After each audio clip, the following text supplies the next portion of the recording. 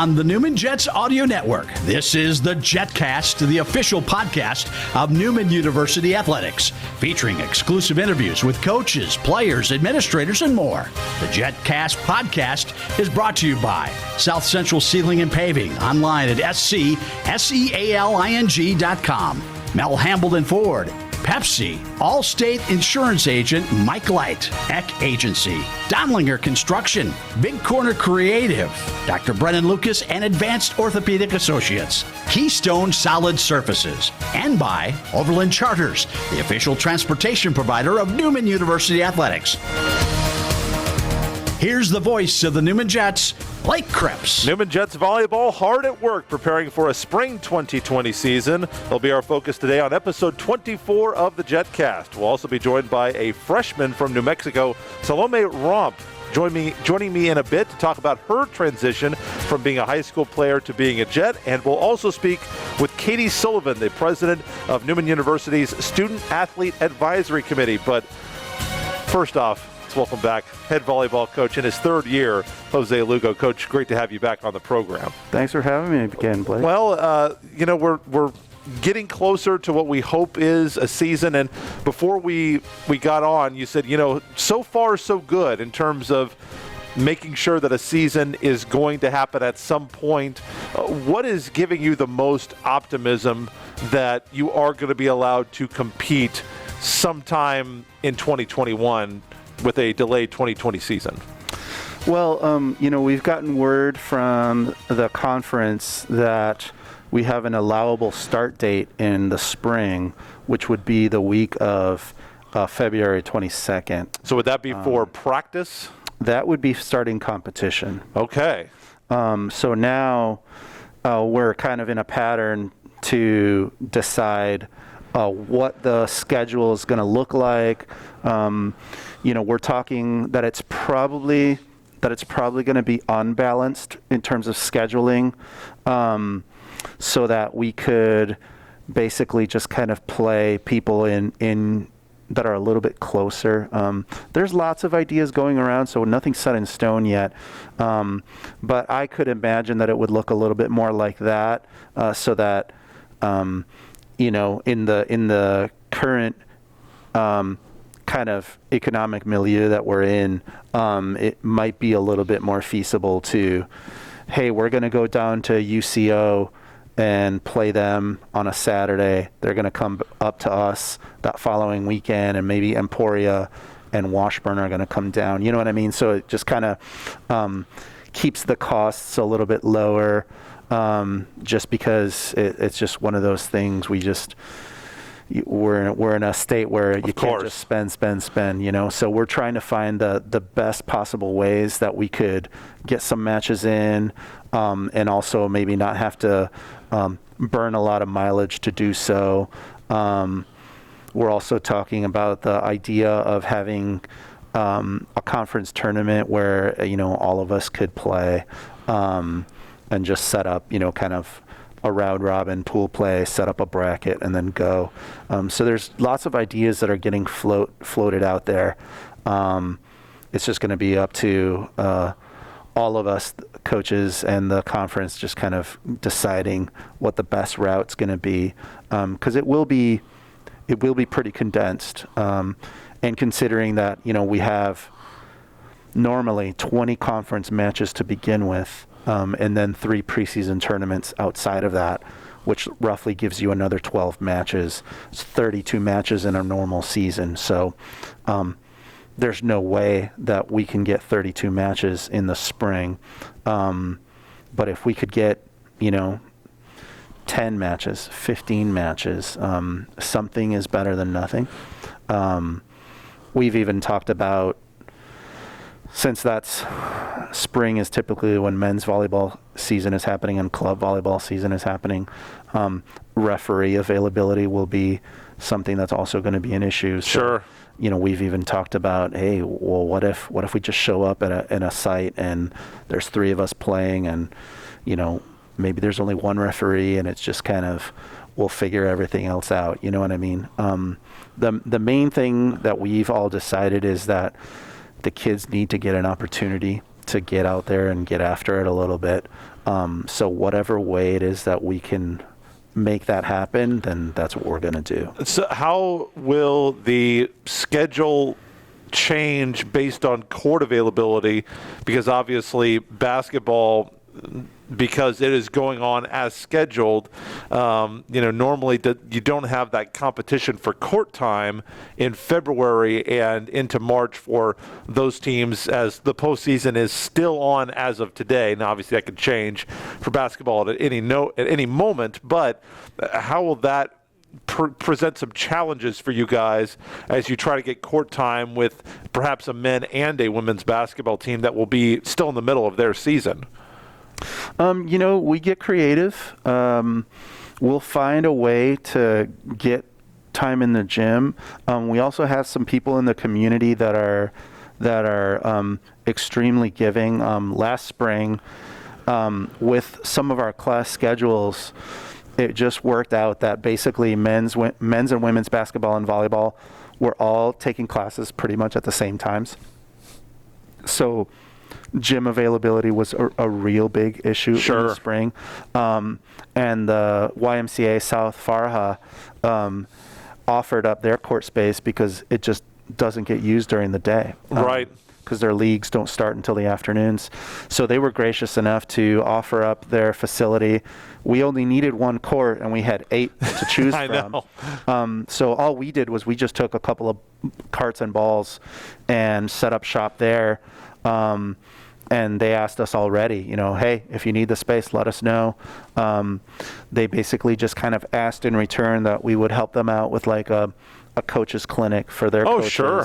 And things of that nature. So I'm always game for doing something like that in the community.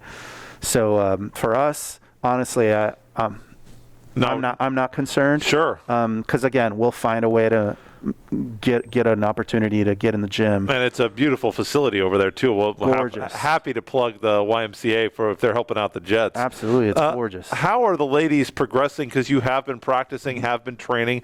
How do you feel like the team is progressing skills-wise as you prepare for this delayed season? Really well. I think the biggest challenge for us system-wise is that there are lots of details. And so asking people to be accountable for all of those details, it can be pretty challenging. So I think they've come along pretty well.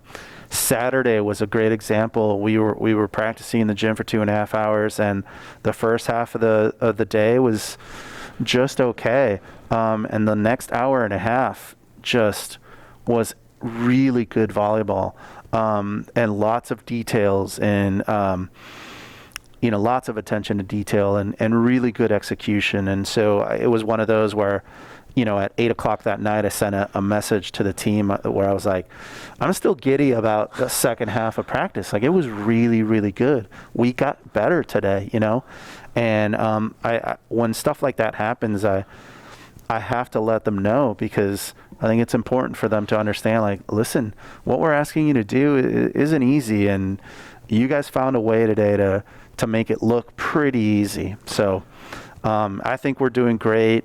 I think the only thing that you don't know is, well, what does it look like when somebody else is on the court with you? Because there's those times where you're like, all right, well, this is what we look like against each other. So what will we look like against other people? But the whole dynamic is really good in the gym. Lots of enthusiasm, and everybody's getting after it pretty good. Well, we're going to talk to a freshman about that enthusiasm and how things are coming along here in just a couple of minutes as well. This obviously has been a season unlike any others for you, as you have not had the normal rigors of competition, not as many practices during the fall as you would have during an in-season volleyball season, which hopefully you'll have next year. Has there been anything this fall that you've gotten to do that you don't normally get to do?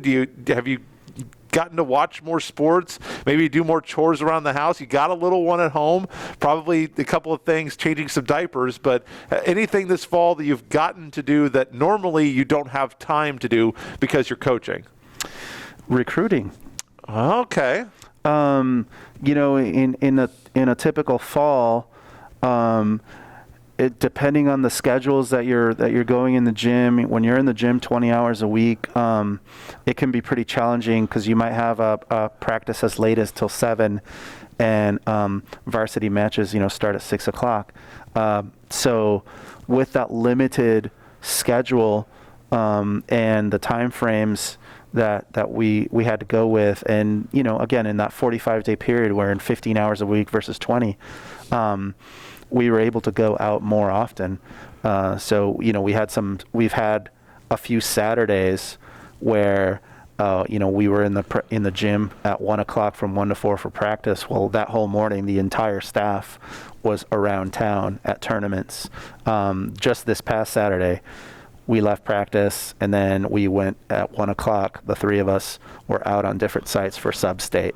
So that's the one thing that we've actually had a chance to do more of in the fall, which is, again, that's not typical, because generally you're working with the same hours. Oh, sure. So it's a little harder to do. Well, and how much you've been someone, a lot like Coach Spence has tried to do with his women's basketball program.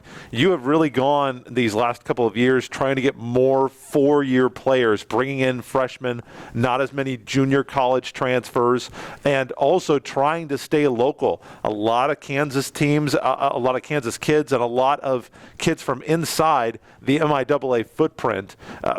What has been the reason for you to shift to trying to bring in more incoming freshmen? Not that you won't bring in junior college transfers, but why the shift to bringing in more 4-year players to your program? I wouldn't necessarily call it a shift. Sure. I would call it circumstance. There are some times where you're out there and you're able to see some kids and get a really good evaluation, and you just have more time. So having freshmen, more freshmen, is indicative of being able to see them a little bit more. Sometimes you go to a JUCO match and you see a kid and you go, yes. Gotta have her. You know what I mean? Gotta have her, sure. So it's just a matter of circumstance. I'm not the kind of head coach who does not look at JUCO kids. I have some friends in the game who shy away from that because they want to have somebody for 4 years to be able to train them. I just say, hey, if you can bring it, you can bring it. There are those considerations in selecting JUCO kids to be able to understand, okay, in the position that athlete is going to play, do we have enough time for them to get the systems down in their essentially 1.5 seasons? Sure. By the time they get there, you know what I mean? But typically it's, can they play? Can they bring it? And then we'll get after it. Well, we're talking with Jose Lugo, head volleyball coach at Newman, and boy, one young lady who can certainly bring it. Trinity Conley, video on Twitter. I think it was actually shot by Wichita Heights women's basketball. Of course, she is a former Wichita Heights Falcon, in Fugate Gymnasium, rising up and gripping the rim. Now, I don't know what her current height weight is. It's not on the roster. She's 5'8" as a freshman.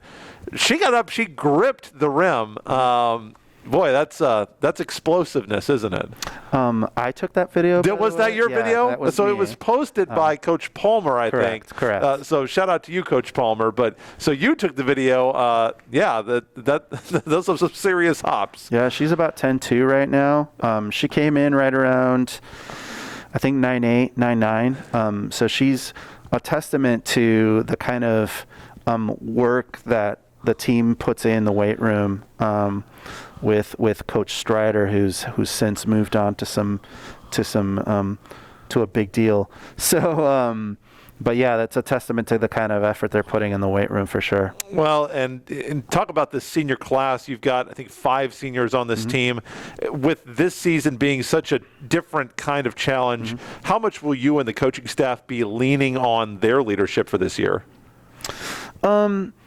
You always lean on seniors. I think one of the things that's pretty unique about our program is that, we really do believe in we over me, and everyone's voice matters.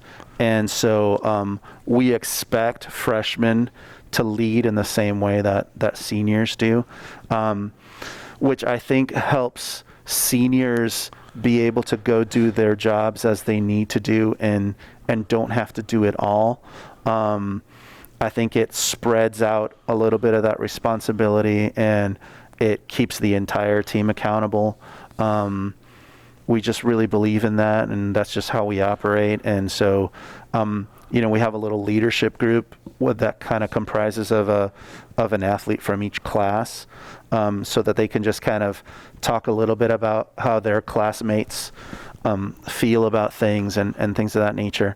But we're really inclusive of everybody's opinion, because it's just the way it is.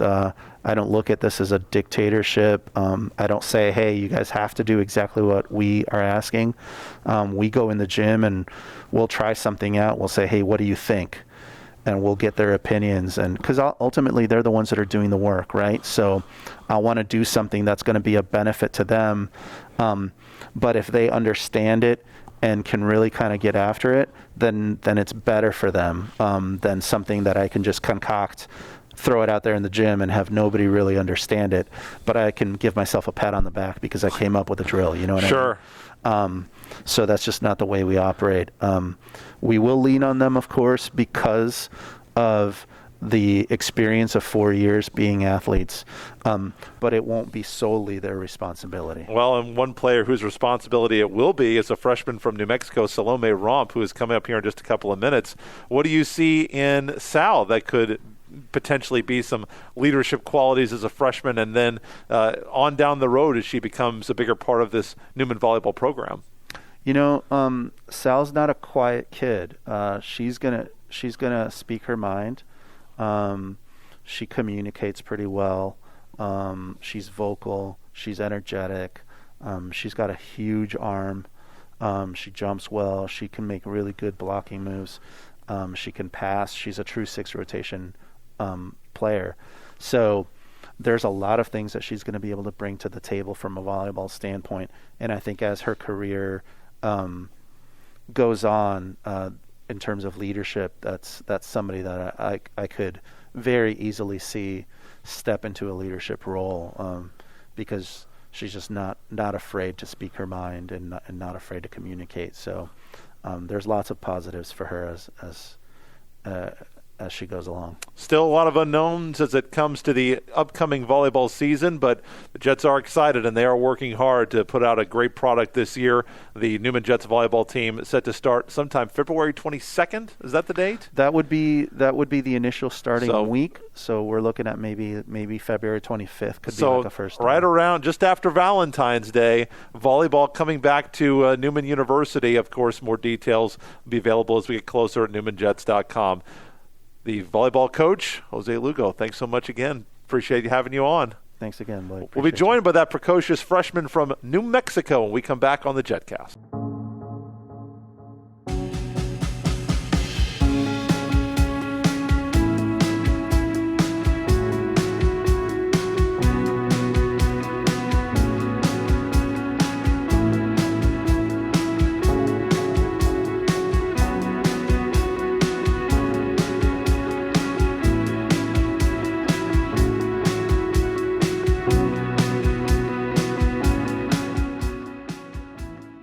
Hi friends, Phil Nightingale, General Manager at Mount Hamilton Ford. Have you been thinking about a new SUV? Right now is a great time to buy a new Ford at the big corner of 119th and West Kellogg. EcoSport, Escape, Edge, Explorer, Expedition. Mount Hamilton Ford is sure to have the right vehicle to fit your size. And you know you can count on us with this great selection to find the right SUV at the best price to fit your budget. Check us out online or in person. Let us make your purchase easy with pickup and delivery right from your home or work. Mount Hamilton Ford, experience the difference.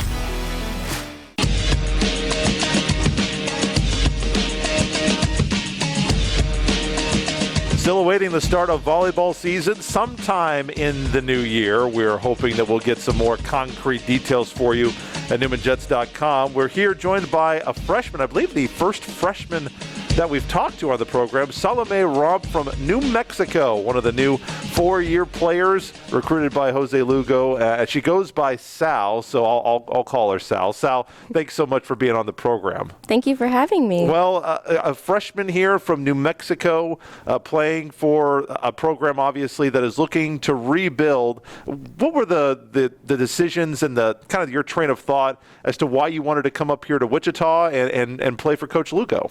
Well, when I first came and I was, introduced to the team and I took the tour of the campus, I first off found that the science program here was amazing, and I want to go through the science program to study for physical therapy. But when I was able to play with the team, it felt like such a home. Like the team was so tight-knit and it was so comfortable, and the team just really made me feel so welcome. So there are 5 seniors on this team. How important were they? I guess when you were playing with them, probably were juniors at that point, but the kind of the ladies who are in charge of trying to turn this thing back around into a successful mode where it was not too many years ago.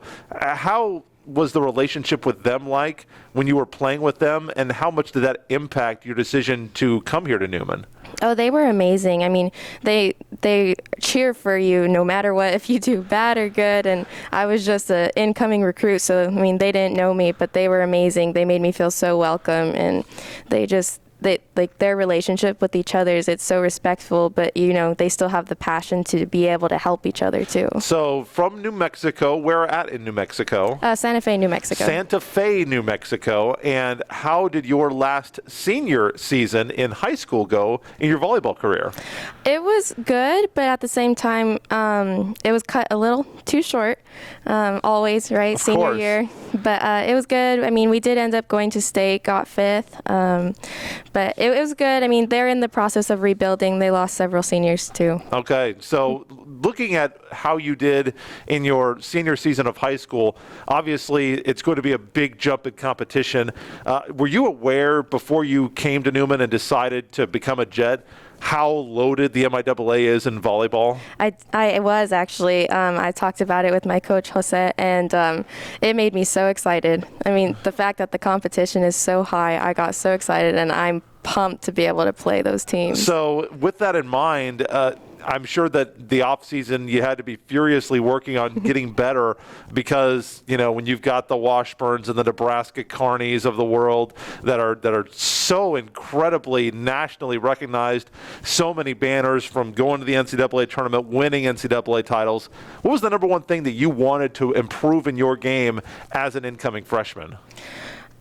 Honestly, there wasn't one thing. I just wanted to improve everything, both mentally, physically. I wanted to be prepared to be able to offer something to the team that they needed and be able to play with them. So Salome Romp is my guest. She is a freshman on this volleyball team. What position do you expect to be playing for Newman as you become a Jet when the season starts? Well, I was recruited here as an outside hitter / all-around player.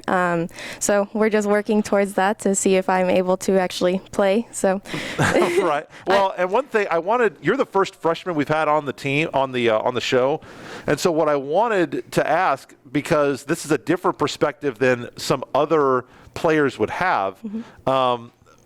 How has the coronavirus kind of impacted your college life? Because you've never been to college before. There's a certain understanding about what things are going to be like, and you don't know any different. And you kind of come in, and we have this masks and all this coronavirus and these things that are not necessarily what college athletics are supposed to be about. Mm-hmm. What's it been like for you to try to transition and become a collegiate player in an era with so many challenges and differences? Well, as you said, I know no different at this point. Right. So it hasn't been a very hard transfer. With the playing with the mask can be a little difficult sometimes, and having to have the 2 separate groups, that was hard because I really wanted to be incorporated with the whole team and get to know everyone. But it actually hasn't been too hard of a transfer. I feel bad for the seniors who are already been here the full 4 years, and they're losing this year because of the COVID. Do you feel like it's going to be a benefit to you to not have to get into games so early and have this extra time to develop for a spring season sometime after January? Well, there's pros and cons to everything. With this, it's good because we really get to make a great bond within the team that, is really strong, and we're able to really work together and get that team solid. And it's nice. And I mean, of course, we would like to still be able to play, but. Of course, and we're certainly hoping for that. Of course, NewmanJets.com. You can follow the Newman Jets on Twitter at NewmanJetsVB, and they're also very, very active on Instagram as well. And one of the players that has been very active has been Trinity Conley. And Trinity, I am told, has a question chain question for you. And so those of you watching the show, you will see the question. Those of you listening to the show on the podcast, you're going to hear the question. So we'll play it for Sal right now and see what Trinity would like to know about you. Okay. What is your most embarrassing volleyball moment? Okay, so the question from Trinity, this is one of the best ideas I've ever had. She did not hold back. What is your most embarrassing volleyball moment? Well, the one that pops up into my mind right now is we were at a national volleyball tournament. Was this a club team? Yes, I'm expecting. Okay. Yeah, and so we were doing really great. It was my turn to serve. I was going back to serve, and then the ref tells me, he's like, "You need to go faster. You're taking too long." So it's like, okay. So then the next point, we got the point. I was going back to serve. I was running. I grabbed the ball while I'm still running. I lose my balance. And so then I ended up face planting behind the end line. Everyone was laughing, and even the ref gave me a couple minutes because he was laughing so hard. So I'd have to say that's one of my most embarrassing because it was live streamed too. Oh man! So there might be video of that out there somewhere. It's okay. You don't have to find it. Oh, Sal. So great job, Trinity. So the next volleyball player we have on, you'll get to ask them a question. All right. So with this, environment that you're coming into, with so many unknowns, I'll leave this as your last question. What do you feel is your goal for yourself personally for the upcoming season? How do you want to develop? It doesn't have to necessarily be a wins and losses total for the team too, but what are the team's goals and what are your personal goals for this 2020 season that we're going to be playing in 2021? Well, personally, my goals are to improve to where I am able to offer the team, what they need. And if we do get a season, then I will be able to help them and we will be able to win. I'm really trying to fine tune my skills and do everything that the coaches are asking me to really try and do something different. And for the team goals, I think our team goals this year are really to be just close, to really have that strong bond. I mean, of course, we want to win, and we always want to win. But I think the biggest thing is we want to really do it together this year, not individually. We want to do it together. Salome Romp, the freshman outside hitter from Santa Fe, New Mexico. You'll be seeing her once again, we're hoping after January 1st. NewmanJets.com for the updates. Knocked it out of the park. Thanks so much. Thank you. We'll have more of the Jetcast when we come back.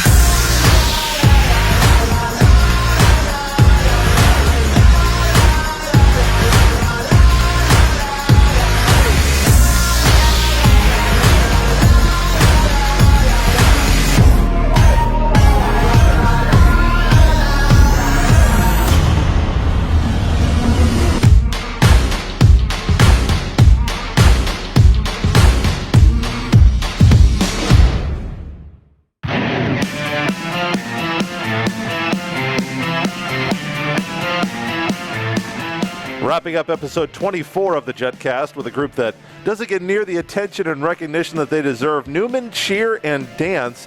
These young men and women make their voices heard on game day for the Jets at Fugate Gymnasium, and we're hoping they're going to be able to this year as well. Joining me today is a senior from that team. She cheers and dances from Kansas City's Piper High School and the president of the NU Student Athlete Advisory Committee, Katie Sullivan. So great to have you on the show. Thank you so much. No problem. Thank you for having me. Well, how much have you guys been anticipating? And I know that we don't necessarily have all the details of how everything is going to work in terms of basketball games and attendance, cheerleaders, dancing. No idea how that's all going to work out, but how much anticipation does your squad have for the season now that it's been officially been green lit and that we are going to have basketball? We're all really excited to get started with things. Obviously, we had a pretty late start to practice and everything, so being able to get into the gym and meet the entire team was great. Now we're just hoping that we get to show what we've been working on. So with that, we have our pre-recorded halftime performances that we'll be doing.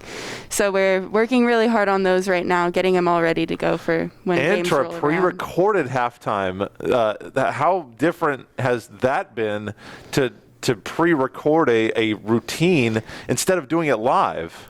Well, we actually haven't recorded any of them yet. So not yet. We've just been preparing the routines. So far, it hasn't been too much of a challenge. We just have to get a lot more ready a lot earlier than we normally would. So does it change the fact that there's social distancing? Because there are a lot of times when you guys are dancing and you guys are not 6 feet apart. Are you guys doing choreography with that in mind? We are still able to be within the 6 foot, distance. Our dances are typically 1.5 minutes to 2 minutes tops. So we spend that short amount of time together. During practices, we all wear our masks the entire time. Sure. Just to make sure we aren't getting anyone sick. If someone's already sick, we aren't spreading it any further. But we're really just doing our best to make sure we're staying safe while we practice. Because reality is, especially with cheer, we can't stay 6 feet apart while we're stunting and things like that. That is very true. Now, you guys have a lot of events that you'll go to. I see you out at the Girl Scouts events, at the Go Run Wichita. You guys are out almost everywhere promoting the university. I'm imagining that that's probably been scaled down to some extent this year. Oh, for sure. Typically by this point in the semester, we should already have at least 10 individual appearances at events. And personally, I've only had 1 or 2. We can't really do as much out in the community, but we are doing things around here on campus. So I saw you guys at the Early Vote Center here on campus. You guys were there for that. How important is it for you guys to be one of those faces out there in the community representing not just the Jets, but of course Newman University as a brand? I think it's very important, and I think it's something that we often don't notice, but just making sure people are aware of Newman. We are an incredible school, and not many people, in the Wichita area, of course, they know about us, but outside of that, it's not very well known. So anything we can do to get out there more. So how did you get started dancing and make your way from Kansas City down here to Wichita to become a Jet? My mom put me in dance when I was really young because I was a wild child. So I needed something to get rid of that energy. So that's how I got started with dance. I danced all the way through high school. And while I was looking for schools, I couldn't find anywhere that was right. So my sister played softball at Bethel. We went to one of her games, and afterwards we came to Wichita to eat dinner. And they're like, let's go take a walk around Newman. And that's when I really was like, oh, this is a cool place. So I did some more research on it. I came up, met with Coach Brandy, and it just felt like a perfect fit. What's it been like to get to know and get to work under Coach Brandy? Because I've said this to a lot of people, and it's not any disrespect to any of the other programs, but from when I started covering the Jets the year before I became the voice in 2012 to now, you guys are the most improved athletic program by far. Like I said, it's not to diminish what women's basketball, men's basketball, softball, the other sports have accomplished, but from where the program was then to now, you guys are in another stratosphere. So what's Coach Muncie been like to work with as she's taken on this challenge and built the program up? She has her very intense moments, but she is very loving and very motherly. So I think one of the biggest places where our improvement comes from, we have a lot of people improving in the classroom too. So she really works to make sure that we're all around improving. During practices, we spend a lot of time on technique, and she can kind of be a drill sergeant sometimes. Stop, go back, do that again. Nope, point your feet. I can definitely straighten those see legs, that. fix this. But it all comes together, and we all still love her. So. Well, we're talking with Katie Sullivan. She's a senior from Kansas City on the cheer and dance team. But another big title that you have is, I believe you are the president of the Student Athlete Advisory Committee, which a lot of people around here call SAC. So what exactly is SAC? So SAC is basically the middleman, I guess you could say. We are the voice between the athletes and the administration, and then the voice between Newman and the NCAA or the conference. So our biggest, I guess, responsibility conference-wise is we get to vote on legislative grids for the entire NCAA. So each sport gets one vote. We get to share our opinions, our thoughts, what we think, or how we think their new legislation will work, and then we get to send that off to them. So what's this year been like for SAC compared to other years? I imagine that with everything going on with coronavirus and eligibility and limited competitions, this would be a more challenging year maybe than a normal year would be. You would think that, but because we don't have people competing right now, we don't have any games or anything like that, we've actually gotten to spend some more time with the athletes on the committee. Okay. So we've gotten to work really hard on some of our initiatives that way. So what are some of the initiatives for NU SAC, which by the way is SAAC? I think you guys are actually on Twitter as well, if I'm not mistaken. Yes. So what have been some of the things that you have been working on?